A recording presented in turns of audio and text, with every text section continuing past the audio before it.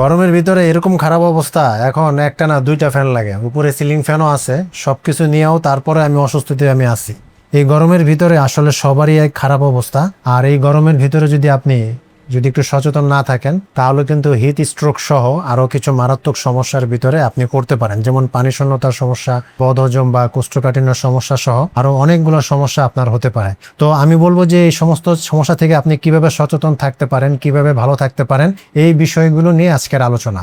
একটা বিষয় হচ্ছে যে আপনার ডিহাইড্রেশন, যেটা হচ্ছে আপনার বারবার তেষ্টা পাওয়া, মুখ শুকিয়ে যাওয়া, আপনার শরীর দুর্বল লাগা, যেরকম আমার এখন আপনার বারবার মুখটা শুকিয়ে যাচ্ছে, যার ফলে কথা বলতেও অনেক কষ্ট হয়। দ্বিতীয় যে বিষয়টা সেটা হচ্ছে আপনার হিট স্ট্রোকের সমস্যা। এই সমস্যাটা যদি আপনার হয়ে থাকে তাহলে মাথা ব্যথা, মাথা ঘোরা, অজ্ঞান হয়ে যাওয়া, অনেক সময় আপনার হৃদকম্পন এটাও অনেক সময় বেড়ে যেতে পারে। এছাড়াও চুলকানি, অ্যালার্জি বা শরীরে বিভিন্ন জায়গায় লাল হয়ে যাওয়া সহ সমস্যাগুলো কিন্তু এই গরমের ভিতরেই বেশি দেখা দিয়ে থাকে। তাই এই জিনিসগুলো কিন্তু আপনার সচেতন হওয়া প্রয়োজন। এরপর আমি যে বিষয়টা নিয়ে কথা বলবো সেটা হচ্ছে যে আপনার বদ হজম বা পেট ফাঁপার সমস্যাগুলো। গরমে কিন্তু আপনার এই সমস্যাগুলো আরো বেশি হয়ে থাকে। অনেকের আপনার কোষ্ঠকাঠিন্যর সমস্যাও হয়ে থাকে। কোষ্ঠকাঠিন্যর কারণে অনেক সময় দেখা গেছে যে আপনার এই অম্বল বা গ্যাস যেটাই আমরা বলি, এগুলোর পাশাপাশি আপনার টয়লেটের মলগুলো শক্ত হয়ে যাওয়া, টয়লেট দিয়ে অনেক সময় ব্লিডিং হওয়া, এইসব সমস্যাও কিন্তু আপনার এই গরমের ভিতরে আপনার বেশি দেখা দিয়ে থাকে। কোষ্ঠকাঠিন্যের সমস্যা এই সময় আরো বেশি হয়ে থাকে, কারণ মাংস যদি বেশি খেয়ে ফেলে তো এই কারণে আপনার এই কোষ্ঠকাঠিন্যর সমস্যা হয়।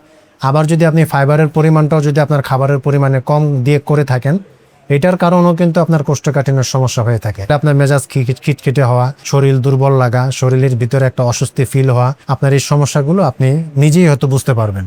হিট স্ট্রোকের সময় শরীরের তাপমাত্রা 106 ডিগ্রি ফারেনহাইট পর্যন্ত বাড়তে পারে। যদি এই সময় আপনি যদি সঠিকভাবে কেয়ার না করেন এবং চিকিৎসা যদি আপনার সঠিক সময় না পান, অনেক সময় এটা আপনার মৃত্যুর কারণও হতে পারে। তাই হিট স্ট্রোকের যে ভয়টা, এটা কিন্তু যাদের সম্ভাবনা থাকে তাদের সবসময় সচেতন থাকা প্রয়োজন। তাপ প্রবাহে বাংলাদেশ ও ইন্ডিয়াতে আপনার এই পর্যন্ত অনেকগুলো মানুষ প্রাণ হারিয়েছে। তেলেঙ্গানায় প্রায় 67 জন মানুষ এই গরমের ভিতরে তারা মৃত্যুবরণ করেছে।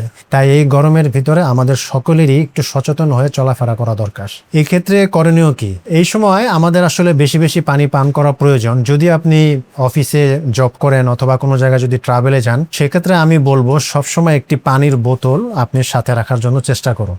এই সময় আপনি আরেকটা কাজ করতে পারেন যে হালকা একটু গরম পানি সাথে লেবু পানি অথবা নারিকেলের পানি আপনি পান করতে পারেন। এটা আপনার শরীরে দুর্বলতা কাটিয়ে তোলার জন্য খুব সুন্দরভাবে কাজ করবে। আপনি আপনার খাবারের তালিকায় শাকসবজি এবং সালাদ এগুলোকে আপনি অ্যাড করার চেষ্টা করুন। এগুলো যেমন আপনার শরীরের পানির ঘাটতিটা কিছু পূরণ করবে, এছাড়াও ফাইবারের ঘাটতিটাও কিন্তু আপনার পূরণ করবে। তাই আমি বলবো যে খাবারের তালিকায় এই সময়টাতে আপনি বেশি থেকে বেশি শাকসবজি এবং সালাদগুলো আপনি খাওয়ার জন্য চেষ্টা করবেন। এই সময় আপনি যখন বাইরে বের হবেন বা বাসার ভিতরে যদি সুতি কাপড়গুলো বেশি ইউজ করেন তাহলে আপনার জন্য বেশি কমফোর্ট ফিল হবে। আপনার গরমটা একটু কম লাগবে এবং আপনার ভিতরে একটা স্বস্তি কাজ করবে। তাই অন্যান্য কাপড়ের ব্যবহারের থেকে আপনি এই সময় সুতি কাপড়টা একটু বেশি ইউজ করার চেষ্টা করুন।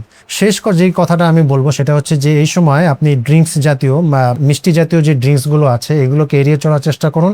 বিশেষভাবে অ্যালকোহল জনিত যেই পানিগুলো আছে এগুলোকে সম্পূর্ণভাবে এড়িয়ে চলার চেষ্টা করুন। সবার শেষে আমি আমাদের ঘরের যারা বাচ্চারা যাদের বাচ্চা আছে তাদের নিয়ে কিছু কথা বলবো। এই গরমের ভিতরে আমরা আসলে সবার খেয়াল করলেও বাচ্চাদের ব্যাপারে আমাদের আসলে খেয়ালটা অনেক সময় কম হয়ে যায়। এক্ষেত্রে তাদের যদি গরমের ভিতরে তাদের যদি শরীরের দিকে যদি আমরা খেয়াল করি, 6 মাস কম বয়সী যারা আছেন তাদেরকে আমরা শুধু বুকের দুধের উপরেই তাদেরকে আমরা রাখবো, এছাড়া অন্য কিছু তাদের প্রয়োজন নেই। 6 মাস থেকে 2 বছরের বাচ্চা যারা আছে তারা আপনার বুকের দুধের পাশাপাশি যেরকম বিভিন্ন ফল আছে এই ফলের রসগুলো আমরা ব্লেন্ড করে তাদেরকে জুস হিসেবে খাওয়াতে পারি। আর যারা আপনার 2 বছর থেকে 5 বছর বয়স এদেরকে আমরা খিচুড়ি এবং মাংসের স্যুপের পাশাপাশি বিভিন্ন ফলের জুস খাওয়াবো। এছাড়াও আপনি টক দই বা লাচ্ছি বা মিল্কশেক এই খাবারগুলো যদি আপনি আপনার বাচ্চাকে খাওয়ান তাহলে আশা করি এই গরমের ভিতরে তারা অনেক সুস্থ এবং সুন্দর থাকবে। তো ধন্যবাদ, আজকে এই পর্যন্তই। আপনার জীবন হোক প্রশান্তিময়।